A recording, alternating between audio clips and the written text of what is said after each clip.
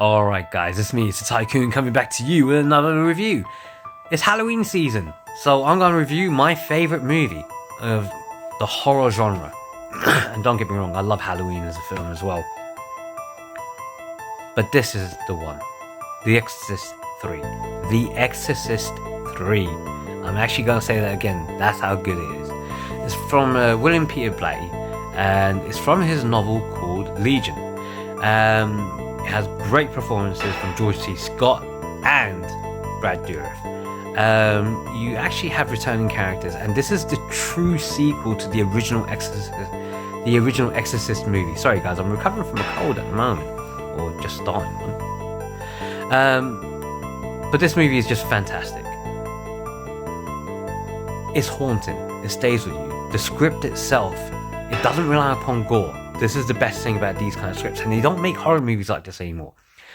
They seem to go for the gore fest as much as possible. This is about building tension, suspense, and the payoff is just so good. You do have gore element in there, don't worry. You do have the special effects, you have it all. But this movie, it relies more heavily upon the story and builds up everything on that basis. When I saw this movie, it was released in 1990. So I had to wait till it was out in VHS, which was a couple of years later. I was around 15 at the time when I watched this movie. And when I watched it in 92, my God, did it hit you hard. You believed in a lot more things that were going on that you couldn't see. So, the movie, what does it focus on? It focuses on many years after the events of the original Exorcist movie, and follows through with the detective from the original Exorcist movie. Unfortunately, the actor at the time passed away, so they had to get George C. Scott in. And as a punishment for the original exorcism, hell sent I think this is the right way of putting it. Hell sent the spirit of a serial killer into the body of the exorcising priest because they were denied the soul of a young child. Is the best way of putting it. And over a period of time, that body not only reanimated itself, but you also see, something else which is going on in the background. They call it Legion for a reason, because it deals with multiple people. So I'm not going to spoil that one for you. You've got to watch it.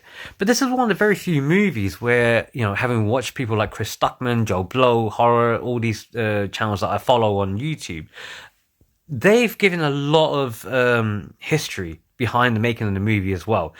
William Peter Blatty, this was his second movie, and he only made 2 movies, but he directed this film like a master.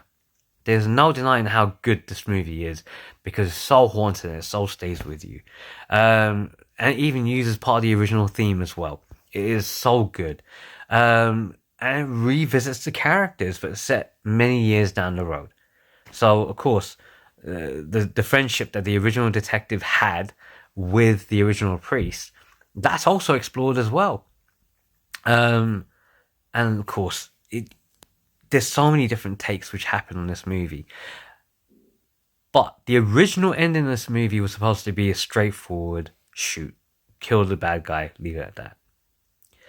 And you can actually see the original clip on it as well. It's on YouTube or anywhere else that you find the deleted scenes. The studio, on test screenings and on their notes, said, no, you've got to have an exorcism scene. It's called The Exorcist 3. The thing is, William Peter Blatty didn't want it to be called The Exorcist 3. He wanted it to be its own standalone movie called Legion, based on his novel. So now you've had that take place. The studios interfered, but they've done it. And again, there are very few occasions where studio interference has actually worked for the betterment of the film. So you put the exorcism in, and that's where you had a really gory scene where skin is peeling off and that kind of thing. But also with George C. Scott and Brad Dourif, they could have done this for a payday. They really went in. They had full on belief in this movie, in this script. They didn't hold back.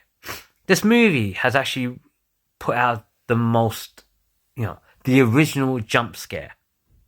This is what this movie is known for. And William Peter Blatty, he's, as I said, he directed this like a master, because the way how that jump scare builds up and then pays off at the end, he has misdirected you as a viewer. He's lulled you into a false sense of security. That's not the music that does it. It's just the way how it's filmed. And it's so rapid and so quick. And again, no gore. No gore whatsoever. And because of that, it actually makes your mind wonder what the hell happened. That kind of stuff. It's just amazing. The finale is, again, within, any major religion. Again, me saying this personally, when I watched this as a kid, it made me a little bit more on the religious side. I will admit that. I'm from a Muslim background. But whether you believe in, if you're from Islamic background, Hinduism, Sikhism, Buddhism, Judaism, Christianity, they all talk about heaven and hell, demons and angels, good and evil, God and the devil, and that stays with you. And that's what makes it more scary, is that it's the unknown. Can you actually come back as well? And if you do, how will you be? All these things, they all play a factor within this movie. And it just builds to such a great finale. You need to watch this movie in Halloween. Seriously. But if you do watch it, no distractions. You'll watch it in the dark if you need to, because the atmosphere that it builds is immense. But let me know what you think in the comments, guys. As always, if you're watching this on YouTube, TikTok, Facebook, wherever you find me, whichever social media platform you see me on, leave a comment. Let me know what you think. And if you guys don't know how to do that, then you don't need to go back to school. So says the Tycoon.